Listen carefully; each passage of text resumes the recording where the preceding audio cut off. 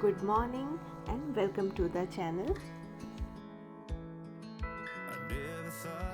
क्या किसी फर्नीचर को खरीदने से पहले आपसे भी कुछ ऐसी भूल हुई है जिसकी वजह से आपके हजारों रुपए बर्बाद हो गए? आज की इस वीडियो में मैं कुछ ऐसी ही भूल के बारे में आप सभी से बात करूंगी और साथ ही में शेयर करूंगी आपसे कुछ DIYs और टिप्स अपने फर्नीचर से रिलेटेड, ताकि अगर आप भी इस तरह की प्रॉब्लम्स को फेस कर रहे हैं तो इसकी टेम्पररी सॉल्यूशन आप कैसे निकाल सकते हैं। जैसे कि आप जानते ही होंगे, हम अपने लिविंग रूम के लिए एक सोफ़ा ढूंढ रहे थे काफ़ी दिनों से, और जो कि हमें मिल गई और हमने उसे बुक भी कर लिया। नेक्स्ट वीक उसकी डिलीवरी है, तो इसीलिए हमने सोचा क्यों न एक हफ्ते पहले से ही हम इस लिविंग रूम में जितनी भी फर्नीचर्स हैं हमारी, उसे मूव करके थोड़ा देख लेते हैं कि जो नई सोफ़ा है हम उसे किस तरह से प्लेस करेंगे।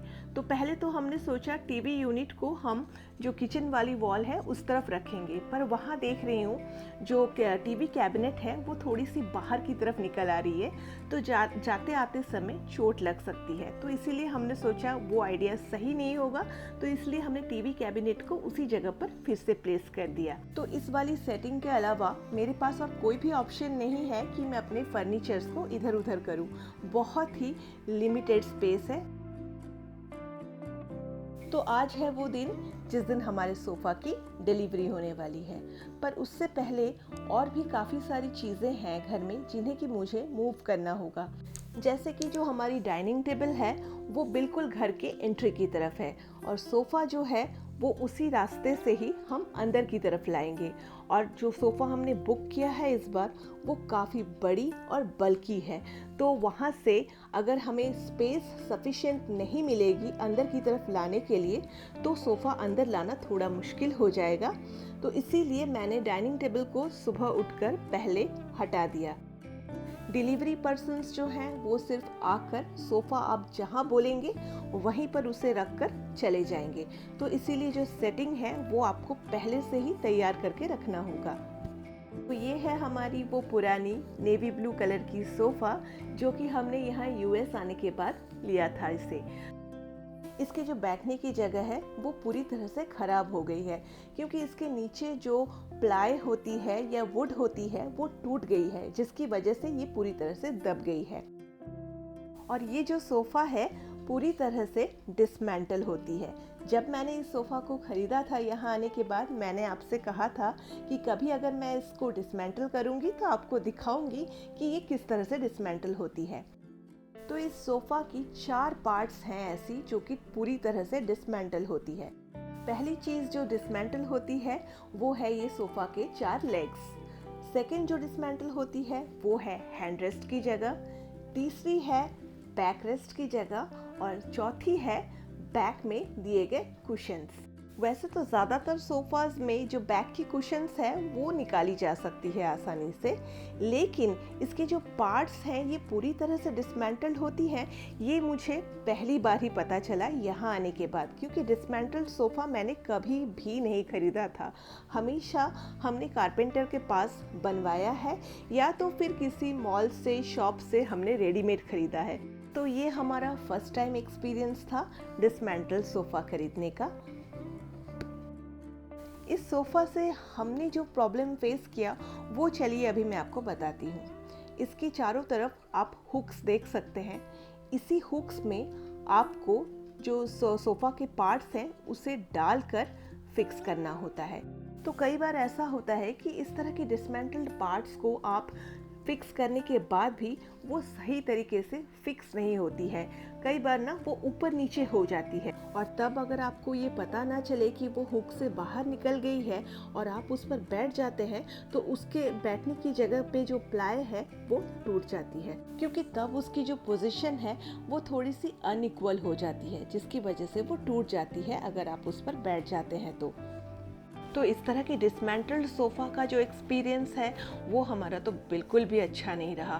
1.5-2 साल के अंदर ही ये ख़राब हो गई, और इस पर बैठने से हमें बहुत ज़्यादा डिस्कम्फर्ट फील हो रही है।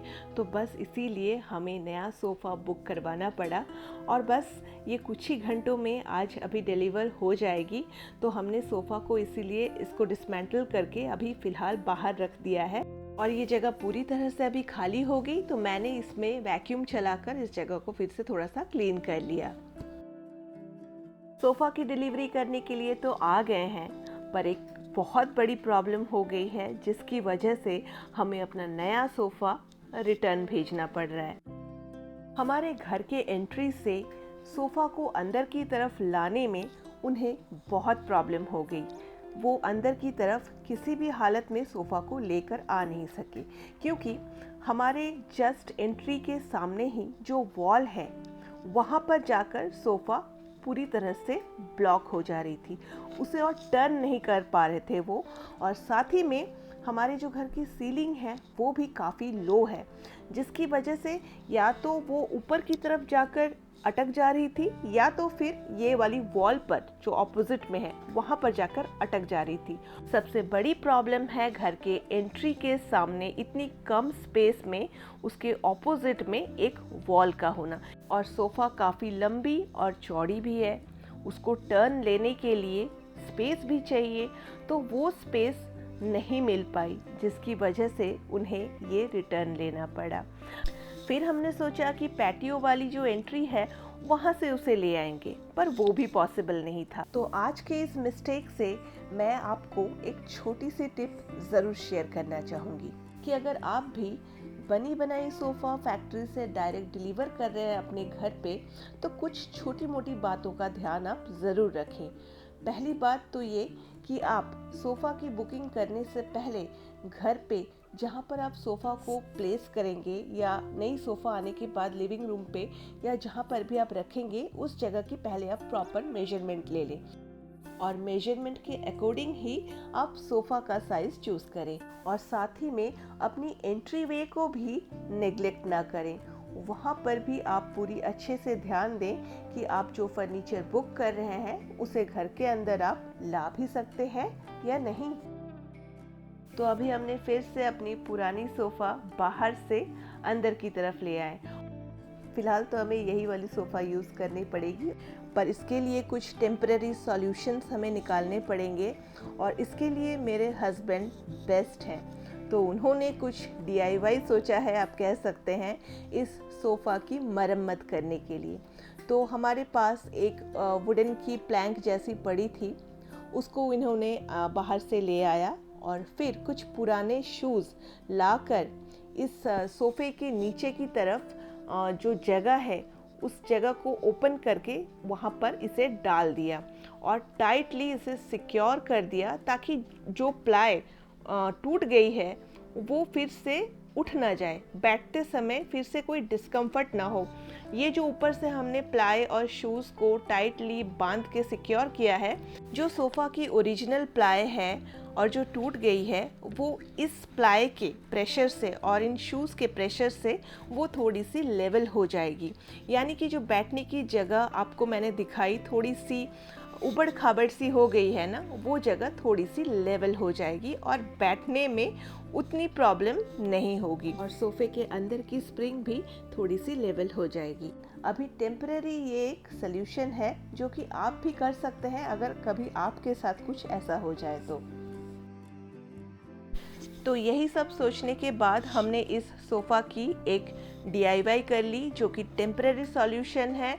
कुछ कर नहीं सकते इस घर पर, जब तक हम हैं तब तक कोई बड़ी बल्कि सोफ़ा हम अंदर ला नहीं सकते। बहुत नुकसान हो गया, सोफ़ा की एक्चुअल कॉस्ट से $100 उन्होंने डिडक्ट कर लिया, जो कि स्वाभाविक है। गलती तो उनकी नहीं है, गलती हमारी भी नहीं है, क्योंकि हमारे साथ इस तरह की एक्सपीरियंस पहले कभी नहीं हुई, तो हम इससे गलती नहीं कह सकते। ये होता है कभी कभी, आप देखिएगा हम बहुत सारी चीज़ें ऐसी कर लेते हैं जो कि हमें जाने अनजाने पता नहीं चलता। इसमें गलती किसी की भी नहीं होती, पर हाँ, इससे हमें लाइफ में बहुत कुछ सीखने को मिलती है, जिससे कि हम दोबारा इस तरह की गलती अपनी लाइफ में दोहरा ना सकें।